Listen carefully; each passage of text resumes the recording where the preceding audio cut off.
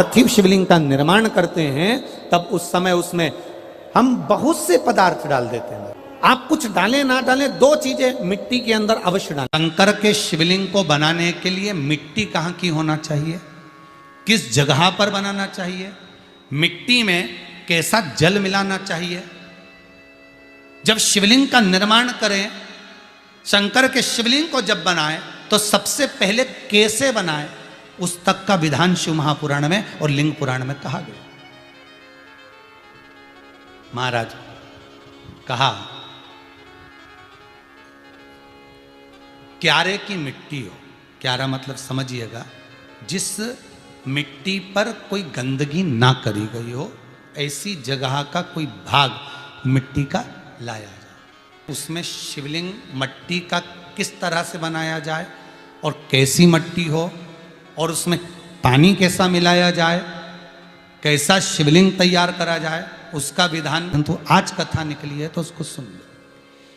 क्यारे की मिट्टी, क्यारे की मिट्टी मतलब जिस मिट्टी पर कोई गंदगी ना करी गई हो, ऐसी जगह की मिट्टी को लेकर जाए और मिट्टी को लाने के बाद थोड़ा पानी का सींचन कर दें, अर्थात घर में लाएं तो उससे पहले मिट्टी को पवित्र करें। अपने घर में गंगा जल रखा हो, यमुना जल रखा हो, सरयू जी का जल रखा हो, उससे मिट्टी का सींचन कर दें। मान लो अगर ये जल नहीं भी है तो जल के अंदर थोड़ा सा इत्र डालकर मिट्टी का सींचन कर।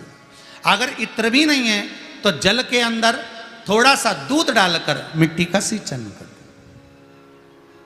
दूध भी नहीं है तो एक बेलपत्री जल के अंदर डालकर उस पानी का सींचन कर।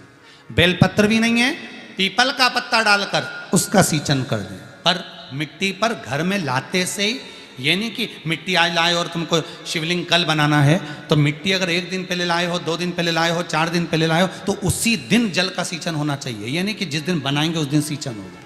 मिट्टी पर पानी का छींटा, सींचन भले ज़्यादा मत डालो पर छींटा तो उस दिन लगा देना चाहिए जिस दिन घर में मिट्टी लेकर आए हो, जिस दिन लेकर। फिर भले तुम शिवलिंग 15 दिन बाद बनाओ, 8 दिन बाद बनाओ, 10 दिन बाद बनाओ, 3 दिन बाद बनाओ, पर उस समय पर मिट्टी का सींचन उस समय हो जाना चाहिए।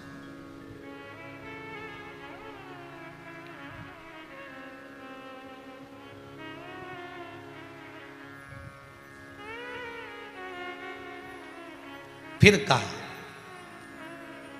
जिस दिन शिवलिंग का निर्माण करो उस दिन प्रातः में अगर आप शिवलिंग बना रहे हैं तो ब्रह्म मुहूर्त में मिट्टी को गला दो। किस पानी से गलाना है उसका भी प्रमाण, उसका भी शास्त्र वर्णन कर रहा है। किस जल से गलाया जाए, शिव महापुराण की कथा कहती है अगर आपको आज शिवलिंग का निर्माण करना है, शाम को आप शिवलिंग का निर्माण कर रहे हो तो अपने पानी का जो मटका होता है, हंडा होता है, रसोई घर में जहां पानी भर कर रखते हो उसके नजदीक में एक कलश जिसमें अलग से ताजा जल भरा जाए और उस पर प्लेट ढकी हो और उस पर एक चावल का दाना रखा हो, उस जल को लेकर आओ। थोड़ी देर रखा रहे, आधा घंटा, 2 घंटा, 3 घंटा, 15 मिनट, 20 मिनट, पर वो पानी वहां रखा होना चाहिए। रसोई घर में अन्नपूर्णा का निवास होता है, परिंदे के पास पितरों का निवास होता है। अन्नपूर्णा, पित्र सब रसोई घर के भीतर विराजमान होते हैं।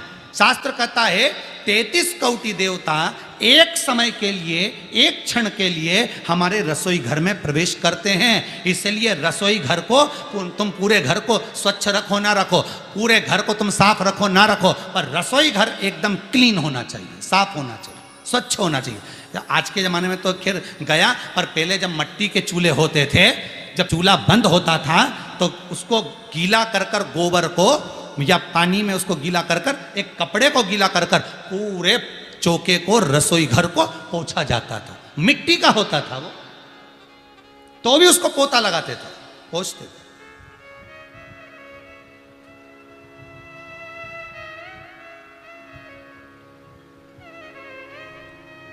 तो पहला क्रम है पार्थिव शिवलिंग का निर्माण। सावन के महीने में अगर आप शिवलिंग बनाते हैं, सोमवार को शिवलिंग बनाते हैं तो नियम ध्यान रखिएगा महाराज, लिंग पुराण से है ये, इसका नियम ध्यान रखिए। क्या करना है, मिट्टी को लाना है, जल का छींटा देना, छींटा जरूर देना, घर में लेकर आए और जल का छींटा होना जरूरी है। 2 दिन तक, 3 दिन तक मिट्टी रखी हुई है और उसके बाद अगर आपने पानी का छींटा नहीं दिया है और आपने डायरेक्ट मिट्टी को गला दिया और उसके बाद बनाया तो उसका कोई प्रमाण नहीं। जल का छिट्टा अवश्य, फिर उसको रख दें।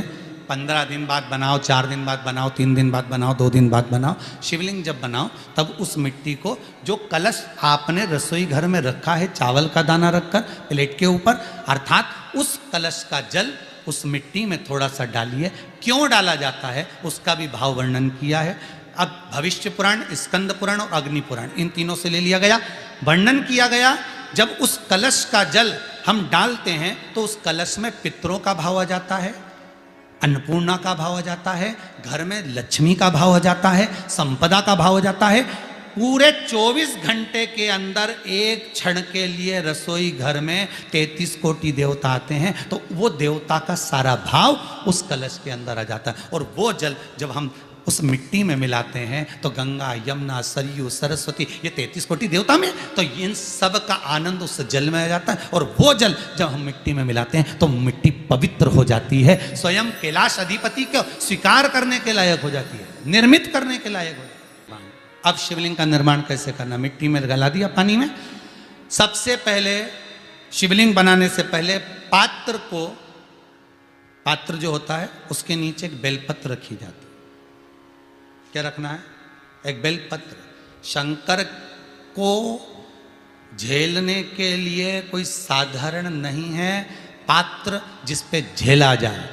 स्वयं गंगा शिव की जटा में, और आप शंकर के शिवलिंग का निर्माण कर रहे हो, कोई साधारण नहीं हो सकता। स्वयं आप विदेश्वर संहिता के अंतर्गत पढ़े कि ब्रह्मा और विष्णु, ब्रह्मा ऊपर जा रहे हैं, भगवान विष्णु नीचे जा रहे हैं, तो पता नहीं कर पा रहे कि यहां चरण कहां पर और शीश कहां पर है। एक बेलपत्र, साधारण भाव में बेलपत्र भी सीधा भाग, और इस बेलपत्र की जो डंडी है वो उत्तर दिशा में रखना है थाली के अंतर्गत। जब आप शिवलिंग का निर्माण करें, पार्थिव शिवलिंग का निर्माण करते हैं, तब उस समय उसमें हम बहुत से पदार्थ डाल देते हैं। आप कुछ डालें ना डालें, 2 चीजें मिट्टी के अंदर अवश्य डालें। एक मक्खन या दूध या गाय का, जम के बोलो, घी, और दूसरा भस्म। ये 2 चीजें क्यों डालना चाहिए? कि शिवलिंग अच्छा बनेगा, शिवलिंग पक्का रहेगा, दरार नहीं पड़ेगी, उसके लिए डालना चाहिए क्या? ना ना ना, पार्थिव शिवलिंग का निर्माण करने वाले 2 चीजों का स्मरण अवश्य रखें। पहला, मिट्टी के अंदर जब हम मक्खन, दूध या गाय का घी डालकर शिवलिंग का निर्माण करते हैं, जिसके घर में वंश नहीं बढ़ता, 20 साल। ये वीडियो आप लोगों को कैसी लगी है हमें कमेंट करके ज़रूर बताएं। वीडियो हमारी फुल वॉच करने के लिए आप सभी लोगों का बहुत बहुत धन्यवाद।